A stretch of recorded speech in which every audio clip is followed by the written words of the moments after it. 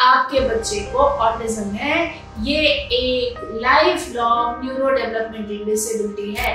लेकिन होता क्या है, क्योंकि ऑटिज्म है तो सब करके हम बच्चे को बिल्कुल खराब कर देते हैं। ये ऑटिस्टिक ब्रेन है, ये डिसेबल्ड ब्रेन नहीं है, अक्षम्य ब्रेन नहीं है।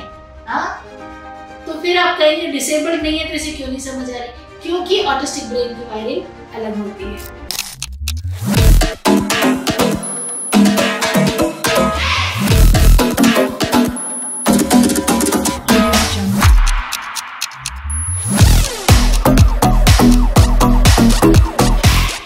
नमस्कार भाई और बहनों, मैं रजनी सिंह सशक्त एम्पावरिंग लाइव्स के हिंदी चैनल पर आप सबका तहे दिल से स्वागत करती हूँ। जो लोग आप में से नए हैं उनके लिए फटाफट से बता दूं, जैसे कि मैंने कहा मेरा नाम रजनी है, मैं एक स्पेशल एजुकेटर हूँ। मेरे 2 बच्चे हैं, छोटा वाला रेगुलर मेन स्ट्रीम स्कूल में जाता है, रेगुलर न्यूरोटिपिकल 7th स्टैंडर्ड में है। बड़ा वाला 21 साल का ऑटिस्टिक है और अब ग्रेजुएशन कंप्लीट करके नौकरी कर रहा है, एक दूसरे शहर में रहता है, अकेले रहता है और अपनी लाइफ को खुद से मैनेज कर रहा है। ये तो था थोड़ा सा मेरे बारे में। पर्सनली, प्रोफेशनली 15,000 से ज्यादा लोग हमारे अलग अलग प्रोग्राम्स में हमसे जुड़े हुए हैं। करीबन 50,000 के करीब लोग हमारे अलग अलग यूट्यूब चैनल, इंस्टाग्राम और अलग अलग सोर्सेज से हमसे जुड़े हुए हैं, जहां से हम उन तक अपनी बात पहुंचाते हैं। यहाँ हम क्या करते हैं, ऑटिज्म पेरेंटिंग के बारे में बात करते हैं, किस तरीके से इफेक्टिवली एक ऑटिस्टिक बच्चे को पेरेंट करना है, ताकि पेरेंट करना है माने परवरिश करनी है, ताकि वो आगे चल के एक इंडिपेंडेंट सक्सेसफुल यंग एडल्ट बन सके, क्योंकि ऑटिस्टिक बच्चे ये कर सकते हैं। जिंदगी भर से जो हमें सिखाया गया, पढ़ाया गया, बिल्कुल जब बच्चा हमारा 3 साल का था, गोदी में था और हमें वो एक फाइल पकड़ा दी गई एक बहुत हाई प्रोफाइल डॉक्टर के केबिन से निकलते हुए कि भाई आपके बच्चे को ऑटिज्म है, ये एक life long neuro developmental disability है, एक कंडीशन है, एक सिचुएशन है। उस चीज ने जो हमारा डैमेज किया, ये डैमेज कोई नहीं कर सकता था। जो हमारा नुकसान उस एक सेंटेंस ने किया, उसने हमारे बच्चे के पूरे भविष्य को एक काले अंधकार में फेंक दिया। क्यों? क्योंकि उस फाइल में ये लिखा हुआ था कि ये जीवन भर चलने वाली एक ऐसी अक्षमता है जो कभी खत्म नहीं हो सकती। और जब एक बहुत हाई प्रोफाइल डॉक्टर ऐसी बात लिखित में देके स्टैंप लगा के दे देता है, तो हम क्या करते हैं, माँ बाप, हम इतना घबरा जाते हैं। और खास करके अगर वो पहला बच्चा, तो हम इतना घबरा जाते हैं कि अब हमारे बस की ही नहीं है कि हम बच्चे को मदद ना करें, है ना। तो आज का टॉपिक क्या है, कितनी मदद करनी है और कब मदद करना छोड़ना है। तो अगर आपको हमारा ये पसंद आया आज का एपिसोड, तो हमें लाइक जरूर कीजिएगा, सब्सक्राइब करें, नोटिफिकेशन बेल को प्रेस करें, ताकि आप तक हमारा मैसेज हर बार पहुंचता रह सके। और कोई आपके कोई ऐसे दोस्त हों जिन्हें आपको लगे कि उनको इससे फायदा होगा, तो उन्हें दोस्त, संबंधी, रिश्तेदार, कोई भी जान पहचान वाले, उन तक ये वीडियो जरूर पहुंचाए। तो चलिए आज बात करते हैं कितनी मदद करें और कब मदद करना बंद करें। तो जहां अब तक मैंने आपसे कहा था, वहीं से शुरू करते हैं। डॉक्टर ने पर्चा दे दिया, हम फर्स्ट टाइम पेरेंट्स घबरा गए, सेकेंड टाइम पेरेंट्स है तो भी घबरा जाएंगे, है ना। वो पर्चे से तो कोई भी घबराएगा, सबसे ज्यादा मैं घबराई थी। अब हर चीज में हम उसकी मदद करने लगते, क्योंकि है तो मेरा बच्चा, मेरी जान का टुकड़ा, तो मैं कैसे छोड़ दूं। तो हम उसको ब्रश भी करा रहे, हम उसे खाना भी खिला रहे, हम उसकी पॉटी भी धो रहे, हम उसको नहला भी रहे, सब कर रहे हैं हम उसके लिए। लेकिन होता क्या है, क्योंकि ऑटिज्म है तो सब करके हम बच्चे को बिल्कुल खराब कर देते हैं, सत्यानाश कर देते हैं। क्यों? क्योंकि बच्चे को प्रॉम्प्ट डिपेंडेंस आ जाती है, माने वो आपके ऊपर टोटली डिपेंड हो जाता है और उसके ब्रेन को ये सीखता ही नहीं कि अपने आप भी करना था। और हम इसी उम्मीद में कि ये सीख जाएगा, अपने आप करने लगेगा, अपने आप करने लगेगा, उसे मदद करते ही चले जाते हैं। इसीलिए मेरे पास जब लोग आते हैं बोलते हैं जी 16 साल का है पर नहलाना खुद पड़ता है। बताइए 16 साल के बच्चे को कौन नहलाता है? क्यों? प्रॉम्प्ट डिपेंडेंस बैठ गई। बोले घंटों घंटों पानी लेके ऐसे खेलता रहेगा, करेगा ही नहीं। क्यों?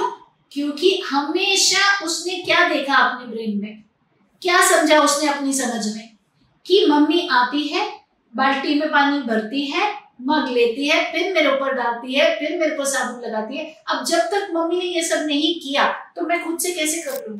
ये ऑटिस्टिक ब्रेन है, ये डिसेबल्ड ब्रेन नहीं है, अक्षम्य ब्रेन नहीं है। हाँ, तो फिर आप कहेंगे डिसेबल्ड नहीं है तो इसे क्यों नहीं समझ आ रही? क्योंकि ऑटिस्टिक ब्रेन की वायरिंग अलग होती है, इसी वजह से न्यूरो डाइवर्स बोलते हैं। तो आपको क्या समझाना है? बेटा अब तुम बड़े होकर तुम मग लोगे, तुम पानी डालोगे, तुम साबुन लगाओगे, मम्मी नहीं करेगी। और मैं यहां खड़े होके देखूंगी, अगर ढंग से किया तो ये फला चीज तुमको मिलने वाली है। ये पहले ढूंढ के आइए आपके बच्चे को क्या पसंद है, और फिर वो वाली चीज जो उसे पसंद हो उससे बच्चे को थोड़ा सा इन्फ्लुएंस करने की, मैनिपुलेट करने की कोशिश करेंगे। अब इस तरीके से अपने बच्चे को पहले से बता के, कम से कम मदद दे के, धीरे धीरे अपने आप को बच्चे की लाइफ से फेड करना। जब मेरे को कई बार आज भी लोग पूछते हैं कि वो एक अलग शहर में रहता है, आपने इतनी हिम्मत कैसे निकाली कि उसे अलग से, वो किसी के साथ नहीं रहता, पेइंग गेस्ट एकोमोडेशन में रहता है और अपने आप जाता है अपना बाइक करके, तो इतना आपको डर नहीं लगा? क्यों? क्योंकि जब वो 3 साल का था तब से उसकी उम्र के हिसाब से जो उसे आना चाहिए वो उसे सिखा करके खुद पीछे हटने की प्रक्रिया मैंने कभी बंद नहीं की। चाहे 3 साल पे, चाहे 5 साल पे, चाहे 10 साल पे, और अब वो 21 का है। तो मैं 15 दिन उसके साथ जाके रही थी इसी वजह से, और वहां रह करके एक एक चीज में उसको मैंने देखा, सिखाया। यहाँ से सब्जी लोगे, फिर 2 दिन सब्जी साथ में जाके लेके मंडी से, तीसरे दिन उसे अकेले भेजा और काम वाले को उसके थोड़ा पीछे पीछे भेजा कि कर लेता है, रास्ता तो नहीं भटक जाएगा।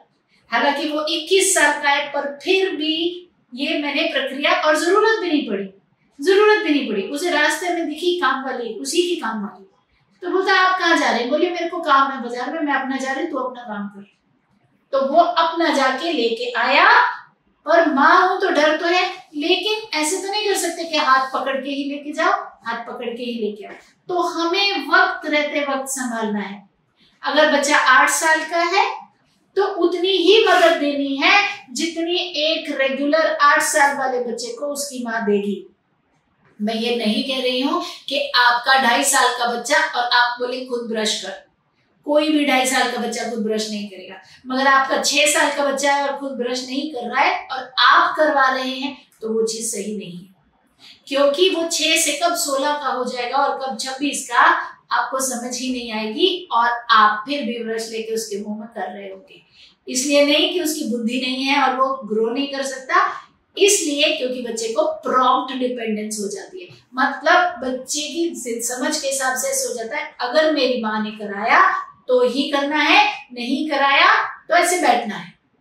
तो हमको हर एरिया में प्रॉम्प्ट डिपेंडेंस को हटाना है, उसकी उम्र के हिसाब से उसको काम देने हैं। धीरे धीरे फिजिकली अपने हाथ से कराने की जगह पर अपने मुंह को चलाना शुरू करना है, हाथ पीछे करने हैं। फिजिकल प्रॉम्प्ट से वर्बल प्रॉम्प्ट, यानी कि अब मैं देख रही हूं, तुम खुद ब्रश करोगे, अपने आप ऐसे करोगे, इधर के दांत साफ करोगे, उधर के दांत साफ करोगे, पूरा ऐसे ऐसे अपने आप करोगे, मैं हेल्प नहीं करूंगी। अच्छे से किया तो मैं ये चीज तुम्हें दूंगी। जाइए ढूंढ के आइए आपके बच्चे को क्या क्या पसंद है, फिर उन चीजों के साथ मैनिपुलेट कीजिए कि बच्चा आपको वो उस चीज को पाने के लिए जो आप उसे कह रहे हैं। और ये सिर्फ कुरकुरे, चिप्स, बिस्किट और कोक नहीं हो सकते।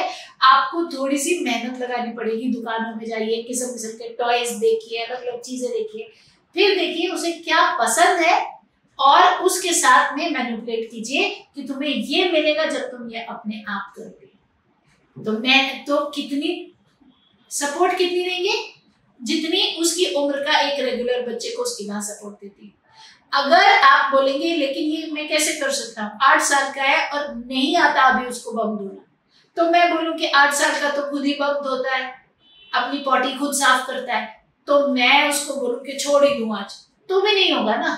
लेकिन आपको ये पता है कि आपको इसको छोड़ना ही है, तो आप आज ही नहीं छोड़ेंगे, आप सिखाना शुरू करेंगे और धीरे धीरे अपने हाथों की जगह उसके हाथों को लाएंगे, फिर अपने हाथों की जगह अपने मुंह को चलाएंगे और उसके हाथों को चलाएंगे, खूब प्रेस देंगे और बार बार समझाएंगे तुमको करना है, तुम करोगे। रीइंफोर्सर साथ में रखेंगे, बेटा ये देखो ये चीज मैं दूंगा, करो तुम करो तुम करो तुम करो। धीरे धीरे ये मुंह को भी बंद करना शुरू करेंगे और इशारों की भाषा, धीरे धीरे इशारे भी कम करेंगे और इस तरीके से बच्चा पूरी तरीके से अपना काम करने में सक्षम हो जाएगा। तो दोस्तों कितनी मदद देनी है, सिर्फ उतनी जितनी एक नॉर्मल बच्चे की, रेगुलर बच्चे की, नॉर्मल मेरे लिए तो वर्ड एग्जिस्ट नहीं करता पर ज्यादातर लोग बोलते ना नॉर्मल नॉर्मल ऐसे बोलते, तो जितनी एक रेगुलर बच्चे की माँ उसको मदद देगी उसकी उम्र के हिसाब से हमारा लक्ष्य इतना ही है कि हमें भी उतनी ही मदद देनी। आज मेरा बेटा 21 साल का है तो मैं उतनी ही मदद देती हूँ। आज मैंने सुबह फिर पूछा कितने पैसे बचे बैंक में, तो बोला अभी है 7-8 हजार रुपए। तो मैंने बोला ध्यान से खर्चोगे, 30 तारीख तक निकालना है, अभी आधा महीना बाकी है। तो कोशिश मेरी पिछले 2 महीने से यही है कि उसको घर से ना भेजा जाए। पहले महीने में बहुत ज्यादा भेजा था, दूसरे महीने में कम भेजा था। इस बार देखते हैं कि क्या होता है। उसके लिए मैंने उस हिसाब से सिस्टम्स बना रखे हैं। रोज शाम को डायरी लिखोगे, उसकी फोटो भेजोगे, आज कितना पैसा खर्चा किया, उस हिसाब से, ताकि उससे खुद में जीना आए। तो इस तरीके से हम बच्चों को उनकी उम्र के हिसाब से, अगर आपको ये एग्जाम्पल वैलिड नहीं लगा तो मेरा बेटा 21 साल का है, आप अपने 4 साल के बच्चे को वो सिखाएंगे जो एक 4 साल के बच्चे को सिखाने की जरूरत है, और धीरे धीरे अपने आप को उसमें से फेड कर देंगे। अगर आपको हमारा कंटेंट पसंद आया, लाइक, सब्सक्राइब, शेयर किसी दोस्तों के साथ में जिन्हें इसकी जरूरत होगी। नोटिफिकेशन बेल को प्रेस कर लीजिए। नीचे कमेंट्स में लिखिए आपने कौन सी चीज कैसे ट्राई करी। आपके कमेंट्स पढ़ने मुझे बहुत पसंद है और रिस्पॉन्स दूंगी। और अगर और सीखना चाहते हैं कि ठीक है हम एक एक करके सब सिखाएंगे लेकिन हमें तो आता नहीं, तो आप सीखना चाहते हैं तो आइए जुड़िए हमारी कम्युनिटी के साथ में। हम हर मंगलवार को लाइव करते हैं 7 से 7:30 यूट्यूब और इंस्टाग्राम पर। हर शुक्रवार को लाइव करते हैं, ऑटिज्म मास्टर क्लास करते हैं 7 से 9:30। इनके लिंक आपको डिस्क्रिप्शन बॉक्स में मिल जाएंगे, जाइए क्लिक कीजिए, हमसे जुड़िए, सीखिए और बच्चे को आगे से आगे बढ़ाइए। मैं ईच किड विन, हर बच्चा जीते। मैं मिलूंगी आपसे अगले वीडियो के साथ।